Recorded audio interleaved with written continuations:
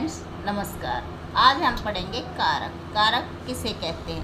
संज्ञा या सर्वनाम के जिस रूप से उसका संबंध क्रिया तथा वाक्य के अन्य शब्दों के साथ पता चले उन्हें कारक कहते हैं। जैसे यहाँ पर मिताली और अंकुर अपने चाचा से बातें कर रहे हैं, तो संबंध का कैसे पता चल रहा है? खान चाचा, आपने कभी बताया नहीं कि आपके गाँव का क्या नाम है। मेरे गाँव का नाम अमीनपुर है, वहाँ हमारे खेत में बहुत मीठे आम लगते हैं। बस नौकरी के लिए शहर आना पड़ा, ट्रेन से शहर आए और यहीं बस गए। क्या आपको गांव की याद नहीं आती? बहुत याद आती है, पर यहाँ से जाना संभव नहीं हो पाता। ये एक दूसरे वाक्य को जोड़ने का काम कर रहे हैं और इनको इसलिए कारक कहते हैं। कारक के 8 भेद होते हैं। कौन कौन से? कर्ता कारक, कर्म कारक, करण कारक, संप्रदान कारक, अपादान कारक, संबंध कारक, अधिकरण कारक और संबोधन कारक। कर्ता कारक क्या होता है? कर्ता कारक का चिन्ह होता है ने से हम इसको पहचानते हैं। जैसे उस संज्ञा या सर्वनाम के जिस रूप से क्रिया के करने वाले का बोध होता है उसे कर्ता कहते हैं। काम को करने वाला कर्ता कहलाता है। जैसे मम्मी ने खाना तैयार किया, हम ने के कारण पहचाने कि इस सेंटेंस में ने कर्ता कारक है। बच्चे ने खाना खाया। कर्म कारक किसे कहते हैं?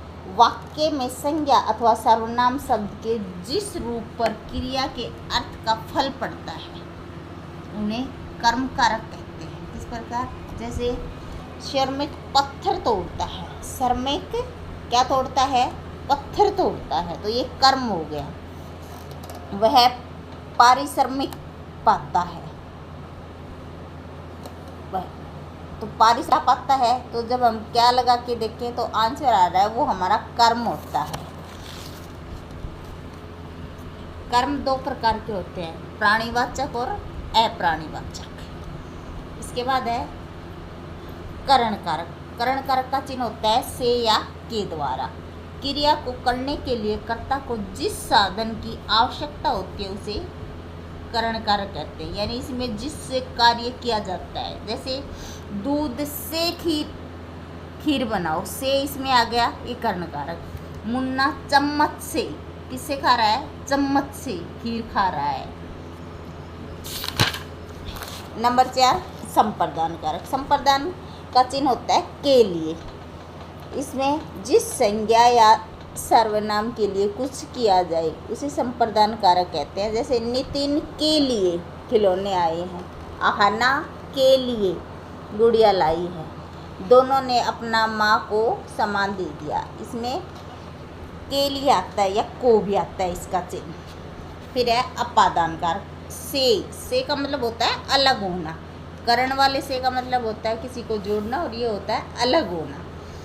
जैसे संज्ञा या सर्वनाम के जिस रूप से अलग होने या दूरी बताने या तुलना करने या डरने या लजाने का भाव प्रकट होता है उसे अपादान कहा जाता है।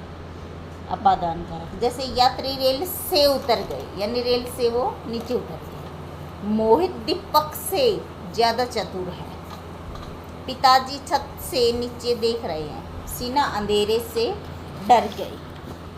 नंबर 6 संबंध। संबंध का मतलब होता है कि दोनों सेंटेंस का आपस में संबंध। संज्ञा के जिस रूप से 2 संज्ञाओं या सर्वनामों के परस्पर संबंध का बोध होता है उसे संबंध कारक कहते हैं। जैसे यह गिटार मेरे भाई का है, भाई का है।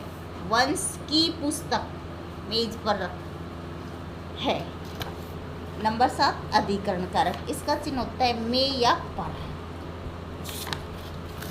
संज्ञा के जिस रूप से क्रिया के अवसर, स्थान आदि का बोध होता है उसे अधिकरण कारक कहते हैं। जैसे कपड़े अलमारी में रखे हैं, में आ गया। मिठाइयाँ दिवाली पर बांटते हैं। संबोधन में हे अरे होता है इसके अंदर, इसका चिन्ह। जिस संज्ञा या सर्वनाम का प्रयोग किसी को बुलाने, पुकारने या संबोधित करने के लिए किया जाता है उन्हें संबोधन कारक कहते हैं। जैसे अरे भाई दुर्घटना कैसे हो गई, हे प्रभु सभी की रक्षा करो। थैंक्स।